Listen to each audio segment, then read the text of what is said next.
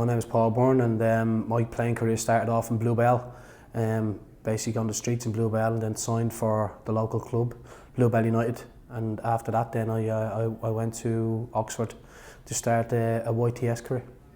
Great. And I just wanted to sort of get an idea of how you actually learnt the game and how you developed your own game. Basically, how I learned the game is that, you know, when we were going to school, you brought a football to school and you kicked it to school. When you were in school, you played football in school. You know, after school, you went out and you played on the streets, whether it was gates or posts on the streets, and that's basically where I learned the most of my stuff. Okay.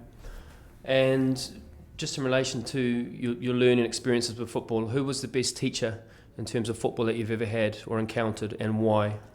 Well, if you're talking about coach-wise, yeah, you know, you'd be looking at Maurice Evans, who was at Oxford at the time, was the first team manager. Brian Orton, Mark Lawrence in my early playing days. But the biggest teacher for me was my father and the streets. Okay, brilliant. Who were your biggest influences once you moved into the professional game, and why? Well, I remember years ago as a kid, you know, sitting around the table and with my dad would be always talking about match of the day and the type of players that would be on it and who to watch out for. And one in particular stood out and still stands out in my mind today. Is a football genius in my eyes, was Glenn Hoddle. Okay. What about modern day footballers? Anyone else that's sort of jumping out at you?